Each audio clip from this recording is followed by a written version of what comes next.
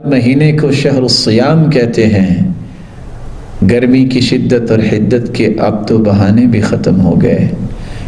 اللہ تعالیٰ نے یہ مبارک مہینہ ایسے موسم میں، باوجود اس کے کہ پچھلے سالوں میں گرمی تھی، اللہ تعالیٰ نے اس کو بھی آسان کر دیا۔ مکمل مہینے کے روزے رکھے جائیں اور پھر یہ عادت بنائی جائے کہ ایام 20 کے روزے رکھے جائیں۔ اس کے بعد اللہ تعالیٰ توفیق دے اگلے سالوں میں ہم ایام 20 کے روزے رکھیں، اور اس کے فوائد کیا ہیں؟ پورے سال کے روزوں کو ثواب ملتا ہے۔ صوم الشہر الصبر وثلاثۃ ایام من کل شہر یذہبن وحر الصدر۔ یہ صبر کے مہینے کے روزے یعنی رمضان کے روزے، اور ہر ماہ 3 روزے رکھتا ہے، اس کے قلبی معاملات اور سینے کے ہر قسم کے کینے کو اللہ ختم کر دیتے ہیں۔ کچھ لوگ کہتے ہیں بہت کوشش کرتے ہیں لیکن دکھ ختم نہیں ہوتا، کسی کے بارے میں کینہ ختم نہیں ہوتا۔ اس کا بہترین علاج یہ ہے کہ وہ ایام 20 کے روزے رکھے۔ ہر مہینے کی دیکھیں 13، 14، 15 کی یہ جو ایام 20 ہوتی ہے ہر مہینے کی چاند کے اعتبار سے، یہ روزوں کی بڑی فضیلت ہے۔ نبی اکرم صلی اللہ علیہ وسلم روزوں کو ہمیشہ رکھا کرتے تھے، لہٰذا ہم بھی کوشش کریں پیر اور جمعرات کے علاوہ ایام 20 کے روزے جو 13، 14 اور 15 ہر مہینے کی چاند کے اعتبار سے ہوتی ہے، اس میں نبی اکرم صلی اللہ علیہ وسلم رکھتے۔ تو گویا اللہ کے رسول صلی اللہ علیہ وسلم جو روزے رکھتے ہیں بتا دیتا ہوں۔ پیر کا روزہ ہفتے واری جو ہوتا تھا منڈے، اس کے بعد جمعرات مطلب تھرسڈے، یہ 2 روزے رکھتے آپ۔ اس کے علاوہ منتھلی روزے میں آپ کاؤنٹ کریں تو 13، 14 اور 15 of every month lunar calendar کے حساب سے، چاند کے اعتبار سے یا ہجری کیلنڈر کے اعتبار سے یہ 3 رکھتے تھے۔ سالانہ اعتبار سے اگر آپ لے لیں تو آپ صلی اللہ علیہ وسلم عرفے کا روزہ رکھتے تھے۔ اسی طرح 10 کا تو رکھا، 9، 10 کا آپ نے ارادہ کیا رکھوں گا، تو کیا 9، 10 کا روزہ رکھتے، یہ بھی سنت ہے، سنت موقعہ ہے۔ اس کے علاوہ نبی اکرم صلی اللہ علیہ وسلم ہر سال جو ہے 1 ذی الحجہ سے لے کر 9 ذی الحجہ تک روزے رکھتے ہیں، کہ پورے روزے رکھتے ہیں۔ تو اللہ کے رسول یہ روزے کبھی نہیں چھوڑتے، 1 ذی الحجہ سے 9 ذی الحجہ تک۔ فرض روزوں کے علاوہ یہ تمام روزے بھی نبی اکرم صلی اللہ علیہ وسلم رکھا کرتے تھے۔ روزے کی حکمتیں کیا ہیں، اس کے احکام کیا ہیں؟ نمبر 1، شریعت محمدی میں روزے کی تدریجی فرضیت، یہ جو تمہیدی مضمون ہے اس ضمن میں وہ بہت اہم ہے۔ پہلی بات یہ جان لیجئے کہ اہل عرب جو ہیں، قریش بھی، اہل مکہ اور قریش کے تابع بقیہ تمام بنی اسماعیل بھی، اور ان کے تابع جو بھی عرب میں دوسرے قبیلوں کے لوگ تھے کہ جو عربی تھے اور مشرک تھے، وہ سب اس کے اندر مراد ہیں۔ تو فرمایا گیا کہ ان لوگوں میں روزے کی عبادت معروف نہیں تھی۔ یا تو یہ ہے کہ حضرت ابراہیم علیہ السلام کے زمانے میں روزے کی عبادت تھی ہی نہیں، کیونکہ یہ لوگ اپنے قول کے مطابق ملت ابراہیم پر تھے، لیکن یہ ہے کہ بہرحال روزے کی عبادت سے ناآشنا تھے۔ کیا وجہ ہے یہ ہم نہیں جانتے۔ آپ کو معلوم ہے نماز سے وہ واقف تھے، اگرچہ اس کا حلیہ انہوں نے بگاڑ دیا تھا، تالیاں بجاتے تھے، سیٹیاں بجاتے تھے یہ، لیکن نماز کہتے تھے اسے نماز۔ طواف سے وہ واقف تھے، اگرچہ اس کے ضمن میں اتنی گھناؤنی حرکت بھی کی تھی کہ مرد اور عورتیں وہ بالکل برہنہ ہو کر طواف کرتے تھے، تو اسے بہت فضیلت والی بات سمجھتے تھے، بہت خدا رسیدگی کی بات سمجھتے تھے کہ کامل برہنہ ہو کر طواف کیا جائے، لیکن بہرحال طواف تھا۔ اسی طرح قیام عرفہ، قیام منی یہ بھی موجود تھے۔ تو حج کے بھی بہت سے ارکان جو ہیں وہ ان کے ہاں معروف تھے، اور ویسے خیرات و صدقات، چاہے زکوٰۃ ایک خاص نظام کے تحت نہیں تھی، لیکن زکوٰۃ و صدقات، بھوکوں کو کھانا کھلانا، یہ ان کے ہاں اعلیٰ اقدار میں یہ چیزیں شامل تھیں، اخلاقیات کے اونچے مقامات میں۔ کہ صوم کا ان کے ہاں قطعاً کوئی ذکر نہیں تھا، روزے کی عبادت جو ہے ان کے ہاں بالکل نہیں تھی۔ البتہ صوم کا لفظ موجود تھا، یہ لفظ وہ استعمال کرتے تھے اپنے گھوڑوں کے لیے، روزہ رکھواتے تھے گھوڑوں کو۔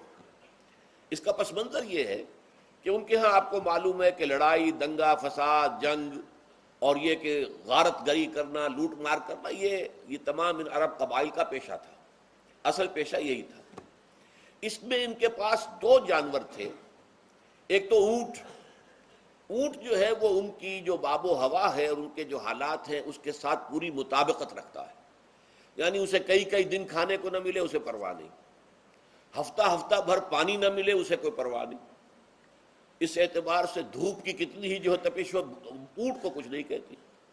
لیکن یہ کہ وہ سست رفتار جانور ہے، لڑائی کے لیے، جنگ کے لیے، خاص طور پر غارت گری جہاں کرنی ہو، جہاں جا کر گویا کہ ڈاکہ مارنا، پھر دوڑنا ہے، بھاگنا ہے، واپس جانا ہے، تو انہیں گھوڑے کی ضرورت ہوتی تھی جو سریع الرفتار ہے، لیکن گھوڑے میں یہ اوصاف نہیں تھے۔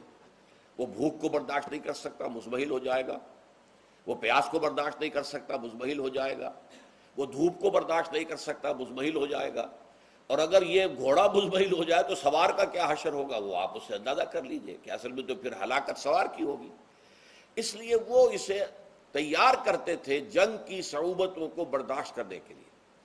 اس کا دانہ پانی بند کر دیا، اور اس کا منہ جو ہے وہ عرب بدو جو ہوتا تھا خود تو اپنا چہرہ اور سر لپیٹ لیتا تھا کپڑے کے اندر جب وہ چلتی تھی۔ ان کے ہاں باد سموم، تیز آگ جیسی ہوا جو ہے جس کے اندر ریت کے ذرات بھی ایسے ہوتے تھے گویا کہ کسی بھاڑ کی جو ہے اس کے اندر کی ریت جو ہے وہ چلی آ رہی ہے، تو گھوڑے کا رخ ادھر کر کے کھڑے کر دیتے تھے اس کو، خود اپنے منہ پر ڈاٹا واٹا باندھا ہوا اپنی حفاظت کے لیے، تاکہ اس کے اندر دھوپ کی سختی برداشت کرنے کی عادت پیدا ہو جائے، پیاس کی برداشت کرنے کی عادت پیدا ہو جائے، بھوک کو برداشت کرنے کی۔ اس کو کہتے تھے صوم۔ صوم کے لفظی معنی رک جانا۔ اب یہ کھانے پینے سے رکا ہوا ہے اور یہ دھوپ کی سختیاں برداشت کرنے کے لیے دھوپ کے اندر، اور وہ جو آتی تھی وہاں پہ باد سموم، اس کے اندر بھی اس کا سامنا کرنے کے لیے تیار ہے۔ تو یہ پس منظر ہے روزے کا لغوی اعتبار سے، اور یہ کہ اہل عرب جو ہے پرانے وہ اس عبادت سے ناواقف تھے، لہٰذا ہمیں پورے مکی قرآن میں اس کا کہیں ذکر نہیں ملتا۔ البتہ مدینے میں جب حضور تشریف لائے اور صحابہ کرام ہجرت کے بعد، تو یہاں آپ نے دیکھا کہ یہودی جو ہے وہ روزہ رکھتے ہیں یوم عاشورہ کا، 10 محرم کا۔ تو حضور نے دریافت کیا کہ یہ تم 10 محرم کو روزہ کیوں رکھتے ہو؟ تو انہوں نے کہا کہ یہ دن ہماری نجات کا دن ہے۔ 10 محرم کو اللہ تعالیٰ نے فرعون کو غرق کیا تھا اور ہمیں نجات دی تھی اس کے ظلم و ستم سے، تو شکرانے کے طور پر ہم روزہ رکھتے ہیں۔ تو حضور نے فرمایا کہ موسیٰ کے تو پھر ہم تم سے زیادہ حقدار ہیں، ہم موسیٰ کو مانتے ہیں علیہ الصلاۃ والسلام، ان کی عزت کرتے ہیں، قدر کرتے ہیں، تو ہم بھی روزہ رکھیں گے۔ تو آپ نے صحابہ کو حکم دیا کہ عاشورہ کا روزہ رکھا کرو۔ پھر کچھ عرصے کے بعد اللہ تعالیٰ کی طرف سے حکم آ گیا، اور یہ حکم جو ہے اس رکوع کی پہلی آیت کے اندر ہے، یا ایھا الذین آمنوا کتب علیکم الصیام کما کتب علی الذین من قبلکم لعلکم تتقون۔ لیکن جیسا کہ میں بعد میں بتاؤں گا، یہ حکم صوم رمضان کا نہیں ہے، بلکہ یہ کہ اللہ کے حکم سے پہلے 3 دن کے روزے فرض کیے گئے۔ ہر مہینے کی 13ویں، 14ویں اور 15ویں تاریخ کو روزہ رکھو۔ اس میں بڑی حکمت تھی، چونکہ یہ عرب عادی نہیں تھے روزے کے، تو انہیں تدریجاً خو کر کرنا تھا۔ ظاہر بات ہے کہ 30 دن جو ہے وہ تو ایک بڑی مدت ہے، اور ظاہر بات ہے کہ مئی کا مہینہ بھی آ جائے گا، اس میں جون بھی آئے گا، جولائی بھی آئے گا، قیامت خیز مہینے آ جائیں گے، تو بڑی ہمت جواب دے جائے گی۔ تو پہلے روزہ ہر مہینے 3 روزے رکھنے کی ان کو مشق کرائی جائے تاکہ یہ عادی ہو۔ یہ 3 روزے اگر مئی میں بھی آ گئے، جون میں بھی آ گئے، تب بھی ٹھیک ہے، اس کو انسان 3 دن کی تو مشقت برداشت کر سکتا ہے۔ تو پہلے یہ کیا گیا، لیکن اس کے ضمن میں یہ حکم دے دیا گیا، اس کو کہتے ہیں وجوب علی التخییر، یہ اختیار دے دیا گیا کہ یہ 3 روزے تم پر واجب کیے جا رہے ہیں، لیکن یہ کہ اگر تم یہ روزے نہ رکھو تو تم فدیہ دے سکتے ہو، 1 مسکین کو کھانا کھلانا صبح و شام۔ یہ ہے وجوب علی التخییر۔ دوسری رعایت یہ دی گئی کہ اگر کوئی شخص ان 3 تاریخوں میں بیمار ہو یا سفر پر ہو تو وہ تعداد دوسرے دنوں میں پوری کر لے۔ یہ ہے گویا کہ سب سے پہلا حکم جو دیا گیا ہے، اور اس کے ضمن میں اب میں چاہتا ہوں کہ آیت نمبر 2 آپ اچھی طرح پڑھ لیں، اپنا سامنے رکھیے اور اس کے حوالے سے یہ بات سمجھ لیجیے۔ ایام معدودات، یہ دن ہیں چند گنتی کے۔ مجھے حیرت ہوتی ہے کہ جدید جو مفسرین ہیں جنہوں نے اردو میں ترجمے کیے ہیں، تفسیریں کی ہیں، ان سب کے نگاہوں سے یہ بات اوجھل رہی کہ یہ در حقیقت رمضان کے روزے کا ذکر نہیں ہے، بلکہ اس ابتدائی حکم سے متعلق ہے کہ جو ہر مہینے میں 3 دن کے روزے رکھنے کا حضور نے دیا تھا۔ لیکن یہ کہ میرا اپنا ذاتی واقعہ یہ ہے زندگی کا، اور یہ اہم واقعات میں سے ہے، میں جب میڈیکل کالج میں پڑھتا تھا، سمجھئے 19-20 سال کی میری عمر، اس وقت بھی مجھے یہ احساس ہوا تھا کہ یہ جو 2 آیات آئی ہیں یہاں ایک دوسرے کے تقابل میں، یہ بیک وقت نازل نہیں ہو سکتی، ان میں وقفہ ہوگا، اور یقیناً پہلا حکم کسی اور پس منظر میں ہے، دوسرا حکم جو بعد میں ہم دیکھیں گے وہ کسی اور پس منظر میں ہے۔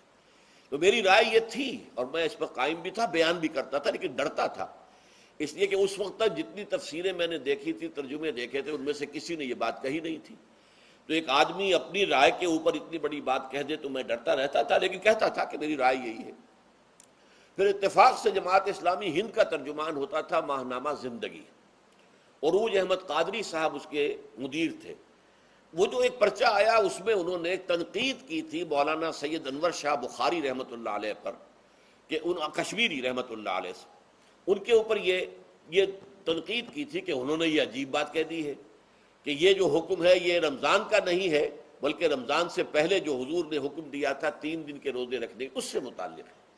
اب مجھے اس کے اوپر پورا اطمینان ہو گیا کہ اگر سید محمد انور شاہ کاشمیری رحمۃ اللہ علیہ کی رائے یہ ہے تو متفق گردید رائے ابو علی بارائے من، مجھے اب اس سے زیادہ اور کسی سند کی ضرورت نہیں.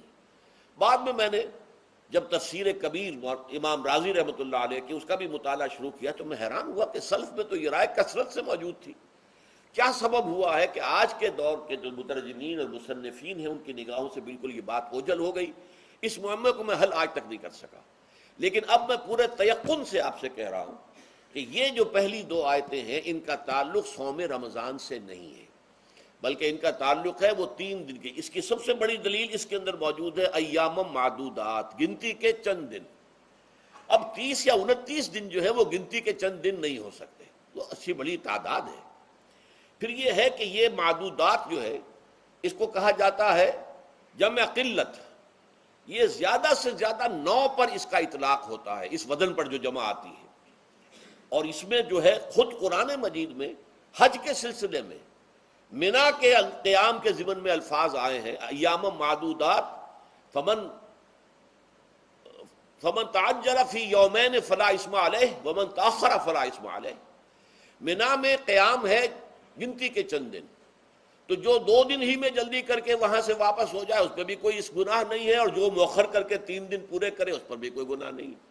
تو وہاں پر بھی نظیر موجود ہے کہ 2 یا 3 دن پر اس کا اطلاق ہو رہا ہے. تو یہاں پر ایام معدودات سے لازماً یہ مراد ہے کہ یہ 3 دن جو ہے ہر مہینے میں 13ویں 14ویں 15ویں در حقیقت اس روزے سے متعلق یہ آیت آ رہی ہے. اور یہ بھی نوٹ کر لیجئے کہ رمضان کے روزے کی فرضیت کے بعد بھی حضور کا معمول اور آپ کے صحابہ کا اور جو بھی ہمارے ہاں اتباع کرتے ہیں حضور صلی اللہ علیہ وسلم کا نوافل میں بھی ان کا یہ معمول ہے. ہر مہینے میں یہ 3 روزے حضور بعد بھی رکھتے تھے اور آپ کے بہت سے صحابہ رکھتے تھے، اور آج بھی ہمارے ہاں بہت سے لوگ جو دیندار ہیں اور جن کے اندر یہ جذبہ ہے اتباع سنت کا وہ رکھتے ہیں. 13ویں 14ویں اور 15ویں تاریخوں کا ان کو ایام 20 کہتے ہیں. اس کی راتیں روشن ہوتی ہیں، 13ویں رات 14ویں رات 15ویں رات. چاند جو ہے اس کے اندر آپ کو معلوم ہوتا ہے 14ویں کو تو مکمل ہوتا ہی ہے، 13ویں اور 15ویں کا بھی تقریباً مکمل ہے. تو ایام 20 کے روزے جو ہیں بعد میں بھی برقرار رہے ہیں، لیکن نفلاً. فرض اس کے بعد جو ہے وہ رمضان کے روزے ہو گئے.